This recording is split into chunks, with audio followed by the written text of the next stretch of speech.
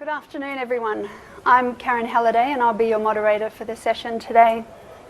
On behalf of AMP, I'd like to extend a warm welcome to our guests, to AMP staff, AMP directors, members of the media, and also the people watching live via the live stream. So there's some housekeeping information on the screens behind me, but the most important bit of information is that can I ask you to turn your phones onto silent so that we don't have any disruptions. So before asking Chris to speak, I thought I'd tell you a little bit about myself and also tell you a bit about Chris, and then you'll see why I'm so thrilled to be introducing her to you today. For the last 15 years, I've been AMP Capital's Manager of Corporate Governance. It's a role that forms part of our market-leading investment research team, environmental, social and governance research, and one of my colleagues, Mons Carlson-Sweeney, is also here with us today. Those of you who know me will know that I think I have the best job in AMP. There's not many people that get to meet with companies as much as I do. I represent one of Australia's leading investment managers in meeting with companies to talk about the environmental, social and governance risks and opportunities that they face. I meet with company directors all the time and am able to discuss anything from CEO remuneration to supply chain and human rights issues and gender diversity, leadership development and all those types of issues. And we, as a responsible investor, we take those issues seriously. We think that the way in which a company looks at its environmental, social and governance risks says a lot about the management of the company, but it also has a great influence on the long-term value of the company. So how they manage these so-called intangible risks will have a long-term impact on the company value. So I'm passionate about making sure that the companies that we invest in on behalf of our clients are well managed and take these issues into account. And when you hear from Chris, you'll hear that she's also passionate about creating companies that are doing something worthwhile. So interestingly, Chris and I both talk about responsibility, sustainability and focusing on what matters, but our career paths have taken a very different route. CHRIS Shipley is an amazing woman. She is described as a leading technology industry journalist, analyst and entrepreneur. But when you hear of just some of the things she's done, you'll see how inadequate that description is. Chris's career has had three parts. In 1984, she started on a career in journalism and spent 12 years with the technology publications of Ziff Davis. And during that time, her name became synonymous with leading edge and new technologies. Chris is probably best known for the second phase of her career, where she spent 12 or 13 years as the executive director of the Demo Conference. At that conference, she helped over 1,500 companies launch, technology startups launch their products to auditoriums full of investors, thought leaders, industry insiders, journalists, whatever. So it's a lot like the demo conference that AMP is, the Bright Sparks conference that AMP is hosting tomorrow night at the basement, though I imagine just a lot bigger. During this phase of Chris's career, she was very well regarded and she was rated the most influential woman in Silicon Valley. She won prestigious awards and somehow even had time to co-found 2 companies.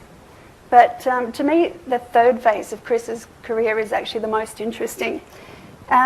Despite all her success, she began to question what all this was about. Surely entrepreneurship was about more than just creating wealth for the entrepreneur.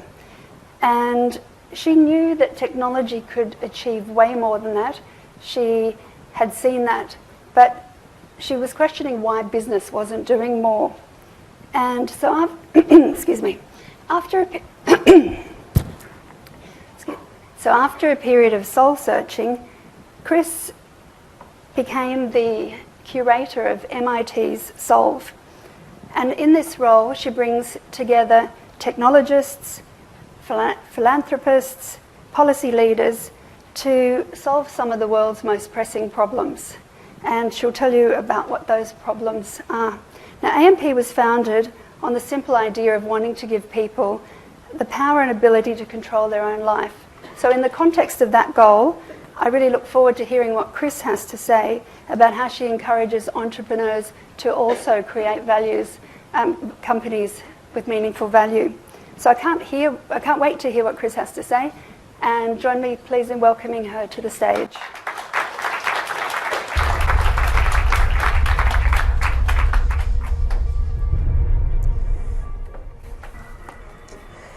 You know, every time I hear those lovely introductions, I want to meet that person.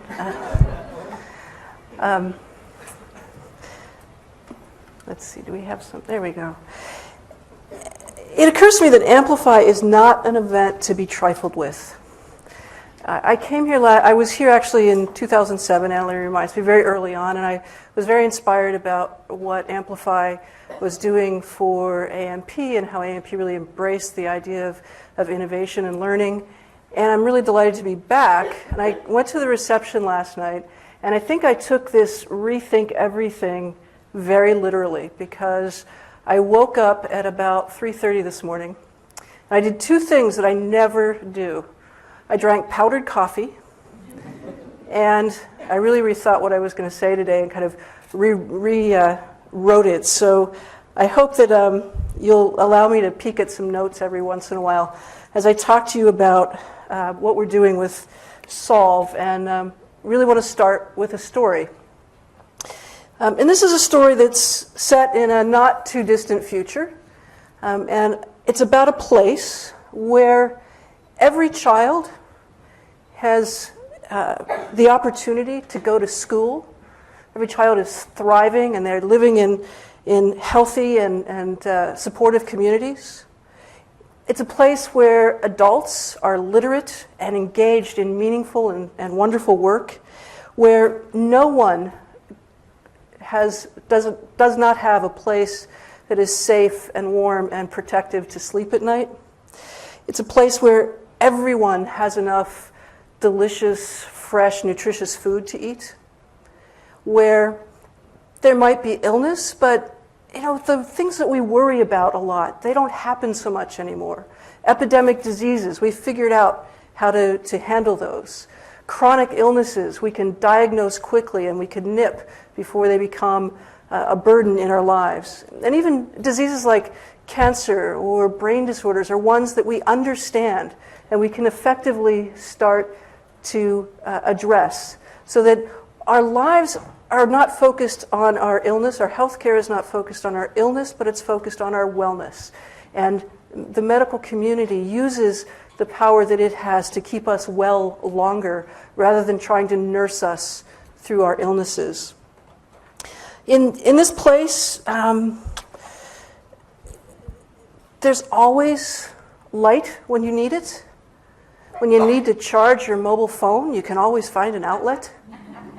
There's a modern grid that supports the kind of industry and meaningful work and rise out of poverty that everyone needs in order to be productive. Cities work really efficiently. People can get from place to place easily. The air is clean. And it's a place where information can flow like water, and where with that information people are empowered to be part of their government. They're empowered to question and to learn and to grow. And maybe it's a place where people can actually be a little bit happier, a little bit kinder. Now, this is a place that's not such a fantasy world. This is a place that we can actually create together.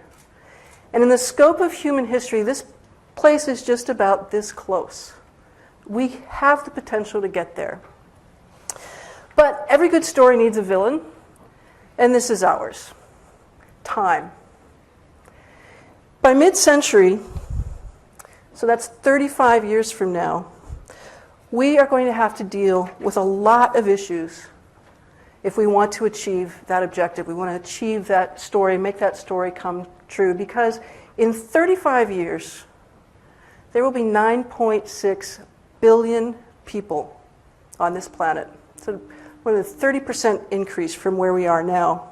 And it's not just that there will be a lot more people, but it's a lot more people that want to have a rich, vibrant, modern way of living. People that will be brought out of poverty and who will demand more energy. By some estimates, 80% more energy than we make today. And you will have to make that energy in a much more efficient and environmentally sustainable way. These people, us, and I was loving some of the conversations this morning about our future me being so hard to imagine, but these are us, right? 35 years is not very long. They're going to have to deal, we have to deal with a lot of challenges. How do we feed everyone? How do we wrestle with chronic disease? What can we do to cure cancer, to ensure that everyone has a place to live, that they have access to education? These are problems that we have to begin to address immediately and all at once. We don't have the luxury of time to solve these problems, to solve these challenges.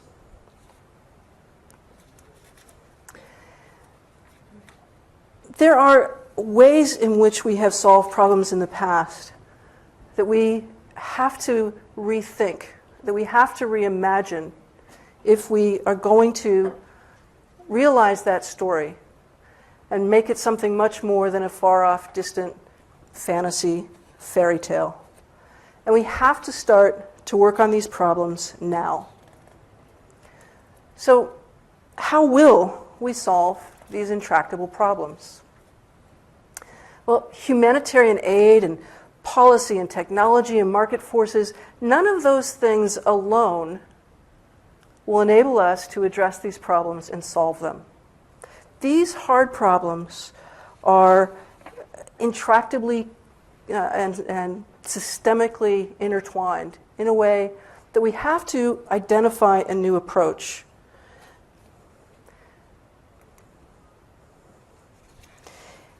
So, what does that approach look like? First, I think it is investigative. We have to start by really understanding the problems, right at their root causes. We can't be distant from the problem and academic about these problems, but we have to get in and get dirty with them to really understand why the problems exist, why they have been difficult to solve, why technology just can't fix everything, or some magic potion can't make everything all better. We have to really understand these problems at a very basic level. We have to be very integrated about how we solve problems. It's, again, not enough, and my colleagues at MIT, they do believe that technology will solve everything. But technology alone won't. Right? Neither will policy. Neither will a boatload of money. We have to bring time, talent, treasure, technology, lots of different things to these problems. And we need to understand them from a wildly diverse set of perspectives. Because only when we can understand a problem at the point of the problem, at the point of the customer, if you will, can we really begin to tease out solutions and design approaches that have a greater chance of working, of creating real solution. And this problem solving, it has to be iterative. For many years, Karen said, I worked in the startup industry, and I really embraced this idea of the lean startup. And I think there is something here about lean problem solving. We will not get these things done by one tough deep dive on an issue, or by convening a conference, or even putting a think tank together. We're going to solve these problems by identifying hundreds of small iterative steps that if we conduct experiments, if we figure out what works at local scale and find ways to replicate it appropriately for the customers involved, we can start making real progress. And so it's really a process of identifying solutions, testing, learning, moving forward until we can actually make some real significant change step by step. So if we're going to solve big problems, we really need to start a movement. And it needs to be a movement that convenes and catalyzes people to move to action. It's got to be one that doesn't try to wrap its arms around these issues and own them for themselves, but rather one that rather open sources problem recognition, solution making. It's one that is about the connective tissue between ideas and resources, that embraces experimentation, and that uses an iterative learning process to figure out what works and to move the needle forward. Importantly, it's a process that measures what matters. And what matters here is that experimentation, its scale, its learning, and its impact. I think even more importantly, though, these problems are going to get solved not by navel gazing, not by bringing smart people together to think about it and feel very good that they've had these rich conversations. But these problems will get solved if we can be biased toward action and that we begin to move things forward step by step. And that's what I'm working to create at Solve. A new movement that I hope we can unleash on the world.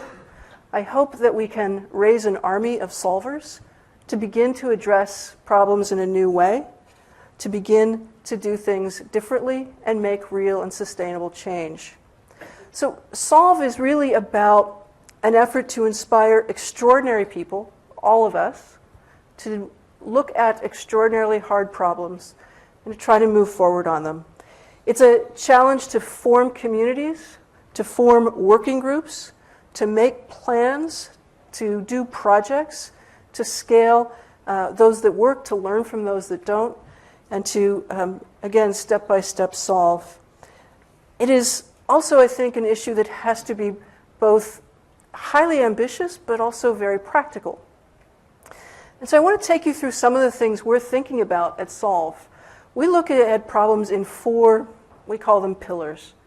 Fuel, or learn, fuel, cure, and make. And if I don't say them in that order, I will not remember them all. So in Learn, our ambition is to provide a quality education to anyone, anywhere who has the will to learn. And to do that, we've got to think about the tools of learning. And I thought there were some conversations this morning that were really valuable there, where how we think about empathy and about imagining ourselves in other environments, and the conversations this morning that were really inspiring about how we think differently about learning. We have to not only resolve a teacher crisis, in fact, millions of teachers will retire out in the next 15 years, and most young teachers don't last more than 5 years in the profession. These are statistics in the United States, but I think we can find that they actually span across cultures. And it's not that there's just a teacher problem, but there's a teaching problem. We've been teaching children to leave their farms and go work in factories for the last 100 years, and that's not their reality any longer. The reality is one around lifelong learning and what they will need to do to become citizens in a rapidly changing economy. And that's a very different kind of learning. So we really need to rethink our education system. We have to rethink the roles of universities, where your lifespan is now to be 100 or more years, the idea that we would learn everything we need to know by the time we're in our early 20s and that that'll hold us for the next 80 years, it's not going to work. So what's the role of the university? How does that change? How do universities think about themselves as lifelong learning organizations? Do we shift from going to university to subscribing to a university? I don't know, but there are a lot of interesting ideas there. We have to leverage innovation in healthcare delivery and in research in order to reach more people and provide quality medical and health care to everyone. And it's really not, we often hear in the States about we're going to lower the cost of health care. And I really appreciate the perspective of our curator in CURE, the Nobel laureate Phil Sharp, who says, it's not about lowering costs, it's about getting more from what we're doing and about shifting the paradigm from illness to wellness. So how can we do that? How can we use technology and big data to understand where we use our medical technology better and more effectively? How do we do and get more research done in cancer and the diseases of aging like Alzheimer's and dementia so that we can treat them earlier and better? How do we think about issues around mental health and create an entire health environment where we apply our health care and our health care learning and dollar in the right place to create a healthier kind of global community and one that is taking that resource and more accurately or evenly distributing it around all people. We have to, and this to me is staggering, but we have to double our production of energy and food and clean water in 35 years. If we're going to make sure that 9.6 billion people have enough to eat, enough to drink, and the energy to fuel their modern economies. And we can't just do that the way we have always been doing it, because we will choke ourselves. We have to do this by at least halving our carbon output and putting ourselves on a path to get to a net zero. So that means we have to think about whole new technologies in our energy mix, that everything needs to be on the table. It means we have to think about how we produce food and do that very efficiently and very locally to feed more people. We have to think about the grid and storage and many issues here that we actually pretty much know how to do. We just need to know how to do it in a way that works around a lot of policy issues, a lot of political issues, a lot of social issues. And in our make pillar, it's really all about the infrastructure that will support all of that population.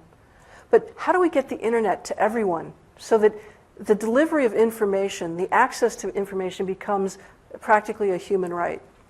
How do we create meaningful work where the creation of value is more equitably shared among those who are creating it? How do we build modern cities and do it with a smaller environmental footprint than we're doing today? It's really about rethinking everything around work and innovation and the economy.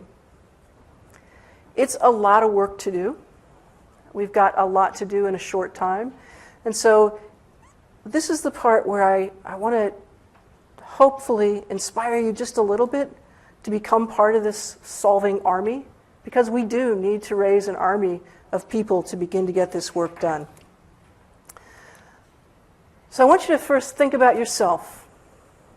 And not just your future self, because I understand now that's really hard to do. Thankfully, I took that out of the rewrite. But I want you to think about yourself now and in 35 years, and what can you do? What little things can you do that make a contribution? And I know when we think about that, it seems so insignificant. I have moved to a more plant-based diet. Me, myself, maybe I feel a little better, maybe I'll lose a little weight. But does it really make that big of a difference in the grand scheme of things? Well, if lots of us did that, if lots of us changed the demand for beef and pork and chicken and all of these proteins that are actually very environmentally deleterious, could we actually make a difference? I gave up my car and became a pedestrian recently, and if it's just me doing that, then all I've really done is increase the chance that I'm going to be hit in a crosswalk. But if we all thought about how we share transportation resources and how we put our efforts toward things like public transit, maybe we make a real difference there. So think about what you do, the small things that you can do that start to make a difference. Join with others. These are problems that none of us can solve by ourselves. And not just because we don't have enough of any one smarts or thing to make it happen, or not because it's a heavy lift and we need more shoulders to the wheel, but because we need wildly diverse points of view. So an example here, one of our challenges in fuel is around employing a 50-year-old technology. It's called a molten salt nuclear reactor. There are a lot of issues around this, right? We have a lot of policy issues. We have a lot of public concern about nuclear energy. But it turns out there are about 5 companies around the world who are working on this technology. And any one of them could spend the $1 billion it takes to mount a test. Well, actually, they can't because they don't have $1 billion. But could they join together? And could they join with an MIT, for example, and begin to mount the tests in a way that will allow this technology to get to market quickly enough to discourage the creation of many more dirty coal plants in the developing world? Quite possibly, if we work together, that can happen. We have to bring local knowledge to these problems, because standing back from a distance and imagining what someone else needs, what will work in another community, doesn't work. I have a friend who's an executive at IBM, and she really is irritated by this malaria problem. And she was going to Africa, and she said, you know what, I'm going to take every piece of luggage that I have, and I'm going to fill it with screen and duct tape, and we're going to put screens on every window in that village. And she took all this equipment and met with the women of the village, and she said, here it is, look, I'm solving your malaria problem. And they said, Kathy, that's really sweet, thank you. Appreciate it. This might do one building, but thank you. So she was disheartened, and she went away, and she came back, and try that again. I'll just speak louder. She came back, and they said, I want to show you what we did with all that screen material. And they kind of rolled out this fashion show of women in beekeeper suits, because it was exactly the right material to make the equipment they needed to begin keeping bees. And as a result, they were now servicing something like 70 hives, creating hundreds of kilos of honey that they were selling in the neighboring village, and making enough money to screen every window and to deal with their malaria problem. Without that local knowledge, that problem wouldn't have been solved in the same way, for all the good intent that was there. And then the last thing I'm going to ask you is to think about how you start now. 35 years, not a lot of time. And you don't have to come to MIT or be an official solver. In fact, to me, the idea is that Solve will be successful when all of you are solving problems on your own local scale and finding ways to share your results so that others can learn from them and can begin to work on these problems together. But if we all do it, if we all start solving together, if we all start now, we actually can make a difference. Because time is short. It will not be long before we are celebrating Amplify 45 and talking about what we did when we looked back to 2015. What did we do to become solvers? How did we start to work on these problems? What kind of impact have we made? And I hope that it's one where we can tell a story about that vision of a thriving and productive global community where everyone's fed, everyone's happy, everyone's healthy, everyone's out of poverty, and we have a whole new bunch of things to solve, but we know how to do it. So thank you. I think I've used the time, but Solve begins as a starting line in October, and I'm happy to talk to you all about anything more you might want to know.